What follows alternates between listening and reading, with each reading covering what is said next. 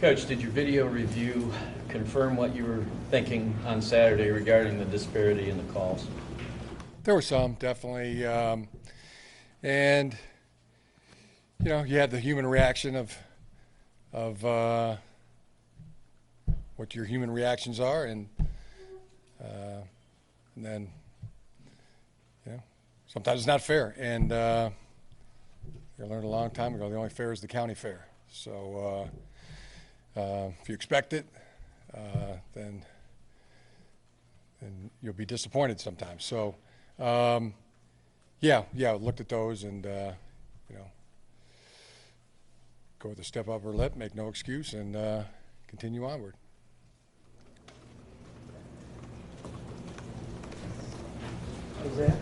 Ronnie Bell, he obviously has been one of your main targets here in the last pretty much all season. Shea was saying after the game how he was really down on himself. What did you see from him, and as far as post game, and how has he responded, and what have you seen from him as a player just kind of over the course of the season? We would take as many Ronnie Bells as we could possibly get on this team. He's how far he's come, what he does for our team, the way he played in the game. I mean, he was one of our top performers, and he is consistently game in and game out, and equally, I mean, tough as nails. Mentally as tough as anybody we got. Physically, the same. So we take as many Ronnie Bells as possible. Chris. Talk about Eric All and how he's coming along as a blocker, especially. Yeah, he is coming along. He is, when he knows who to block, I mean, he blocks him. He gets it done and attacks it. Great physicality and hustle, and as he progressing, and some of the nuances of different schemes, or who his man is and how it can change. Just sky's the limit for Eric. Is that typical of a freshman, just that learning curve? Yeah, there's a learning curve for sure. Yeah. With the dearth in traditional wide tight ends at the high school level, how has that changed your offensive philosophy, potentially, and even how you go about recruiting, players, receivers versus tight ends, and trying to, create the makeup the dearth? of the team. Yeah. Did you say the dearth? Yeah. I think there's a lot of good tight ends out there still in high school football.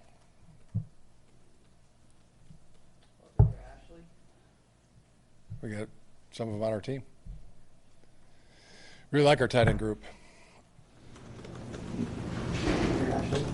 Jim, you talked after the game about wanting them to come back today with steel in their spine, I think was the phrase you used. I know it's only been like 36 hours or so, but what have you seen from them and how the players and how they're reacting? Yeah, responding, understanding that just get moving, get doing something, get working. There's a lot of, when you're on a football team, that you can do. I mean, there's a new game plan to learn. There's the details of that. There's a new opponent. There's practice. There's meetings. There's rehab. There's this morning it was a beehive of activity. Guys working and coaches working, game planning. It's that's our response. So did you guys practice this morning, or? We did. Okay. Yeah. Rather, those who didn't play in the game, or didn't play a high number of plays in the game, we have a Monday practice. Front left, Larry. What's your message to your team about what they have left to play for this season? This week, the most important game of the season, our next game, the most important one. Tough loss last week. I mean, come back against a very good opponent. Great memories. Those are some of the memories when you can respond in that kind of way. Middle left, Nick. Jim, you talk a few years about quarterbacks being able to make plays when maybe there's not an easy one to make, or finding ways to survive a little bit. When you watch it back with Shea in terms of his presence in the pocket and his ability to sort of make something happen, maybe when it was hard. I mean, that seemed to be on a pretty high level, even with what he's done this year and last year, maybe. I mean, would I be wrong in saying that, or do you agree? Yeah, I agree. I think Shea is, I've been playing great football. I mean, heroic even. So I've been really pleased. I mean, he's into it. He's just his whole demeanor in the game. Confident, excited about it. Likes being in that atmosphere and playing in that big type of game. And sense it from everything about him. All right, right here, Steve. Jim, thinking back to the Iowa game, I remember you telling us that you told Quiddy Pay they can't block you. But he was just that dominant in that game. He came in as a raw talent, all kinds of ability, and is now producing for you that well. Talk about how far that guy's come. He's progressed incredibly well. I mean, he's had another outstanding game this past game.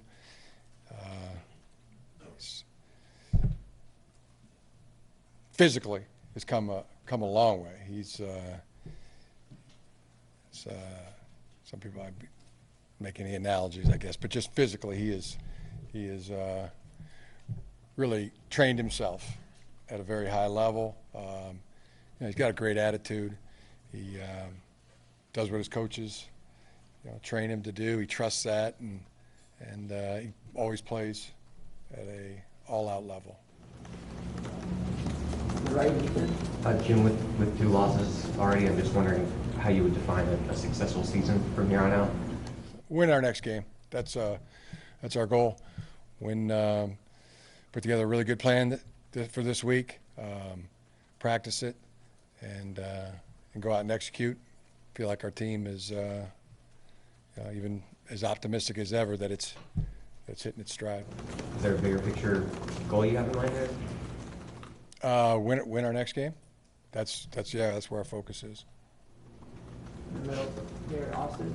Jim, it looked like you took some extra precautions on Saturday to protect your signals. Is that something you've done in the past, or was that a function of the sideline you're on, or what went into that? Yeah, that was a function of protecting our signals. Have you done that in the past in that specific way? No, that's the first time we did it with those screens. Yeah. Any particular reason why you decided to go that way this particular game? I felt like it was something that would be necessary in this game to do.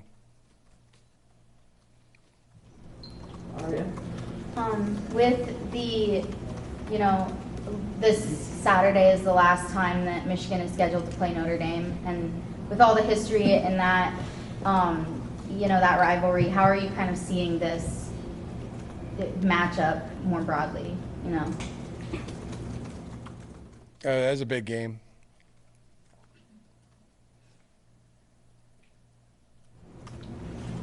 Larry. To follow up on that, would you like to see this series resume after the contract ends here? I think there's some discussion about it. What's your opinion about it? Yeah, that'd be good. Chris. Talk about what you've seen from Notre Dame on film, especially offensively. Yeah, they're really talented offensively, defensively. It's a really good football team. We're plowing through it now. Playing really good football. Larry. Does it help, do you think your players bounce back from a tough loss knowing they've got a great opportunity and a big-time opponent under the lights and all that? They're not just playing another team as Notre Dame. Does that help them maybe bounce back and focus on the next one? Yeah, I mean, it's always like people, what's the alternative to not doing it that way? I mean, if you're playing Rutgers next, it would be different than Notre Dame. Yeah, it's football. I mean, it's just what your talent is for. It's what you want to do. Just the question of how or how can you? Is it better? Just that's what you do. You bounce back as opposed to not. the left, John. Jim, what do you tell your players about handling social media, good, the bad, the ugly, especially after a game, criticism that comes? Oh, you're talking about the Ronnie Bell email deal? Yeah. I mean, what was the youngster's name? The guy who wrote the email, what's his name? I said it on there, right? What? Connor Grady. I'm sure Connor Grady got drunk as heck Saturday night and probably talking to his friend, took the email and wrote a bunch of stuff that I'm sure the next day he was like, why the heck did I do that? I'm an idiot. And sure he felt pretty bad about it. What do you tell your players about it? Just ignore it? Respond? Don't respond? I would just that way. I mean, that's what I'm telling you is what I tell them. Yeah. As a player, how did you handle that? I mean, obviously they didn't have, the email and such, but I mean, I'm sure you heard stuff. I mean, like, how did you handle that when you got a heap of criticism? I mean, it's what goes on, right? I mean, people that really don't know what it's like to be a player or professional in the arena. I mean, they like to scream at the TV and yell stuff, and they don't know, and they just want to, get their emotions out or their passions out. I mean, it's, that's kind of what keeps the football as popular it is, that people have those kind of passions toward the game. And so in that way, it's, that's the positive. As far as the sticks and stones will break my bones, that they do, but the words don't. So just learned that a long time ago. Sticks and stones may break my bones, but words will never hurt me. And were you guys confronted with it? I mean, yeah. then, I mean, yeah. as That's the been players, around for, no, but as the players now, I mean, do you? I think it's been around for time immemorial. But do you sympathize, I guess, more with the players now with having to face it? I think it's the same. Yeah. I think you should. We all tell our kids at school. I mean, I got grade schoolers that worry about what somebody's saying about them, or maybe you grew up and felt the same way. I think that's been around for a very long time. So. What I tell our players is, what somebody else thinks of you or says about you is none of your business. And that's the way I feel about it. So try to give them that same advice. You're on the right, Steve. Jordan Glasgow is going after a certificate in a grad school program and performing so well for you on the football field. What do you admire most about him? It's almost not human-like quality of, you never see any kind of flaw or weakness, never physically or, even a complaint or or anything. It's just steady jackhammer at all times, and he's 100% about getting the job done and doing it to the best of his God-given ability every single time. That's probably just what I admire about him most. Got time for a couple more questions. Go, Joe. Take as many Jordan Glasgows as we can get to. Just go back to the social media thing for a second. Do you think in some ways it can damage the experience for an athlete in today's environment? Do you have to guard against them not being so bothered by it? Guard against it? Just the advice, you don't have to take that to heart. You don't have to, what somebody else thinks about you doesn't have to be your business. That can be their thing.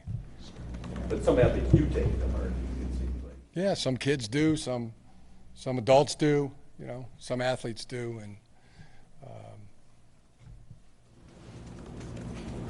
Ready, Chris? They seem to make a concerted effort on Saturday to time the count and seem to be running downhill at times. What can you do to combat that, especially when in that environment when you have to go silent at times? When they were timing the snap count, it seemed like at times. And how do you combat that, especially when you have to go to a silent count at times? And yeah, we were mixing in a count that was a 2 count or a hard count into the game. That was our way of combating it. Jim, speaking of Twitter, your son tweeted something the other night about Shea Patterson would have to resurrect someone from the dead on the 50-yard line to get the credit he thinks he deserves. You mentioned heroic. What can you define that a little bit? What Shea has done in your mind that's? I thought he had a heroic type of ball game. Just a game, okay. Yeah, and yeah, but particularly this last game, and I just think he's playing really, really good football. You're talking generally speaking, not just that game. Okay, just curious. Yeah, game in and game out, consistently good. But do you agree with James? That he doesn't get enough. I know you're saying don't worry about what other people are saying, but there's been a lot of criticism about Shea and his performance. And what do you say to that? Probably the same things I said. Answered the few questions ago. You just reprint that. That's what I think about it. Last question, Larry. Josh Uche, can you reflect on how he's developed as, he was kind of a pass rushing specialist, and now he's all over the field defending passes 50 yards down the field and every day, or every down back, or how he's developed? Yeah, that's what I think of that criticism in general, that kind of thing. So, Josh Uche. Yeah, I was revisiting with. Yeah, Josh is another guy who gets it 100%. He's got a great, strong mindset. Trains at a high level, wants to be good, and getting better and better in football all the time.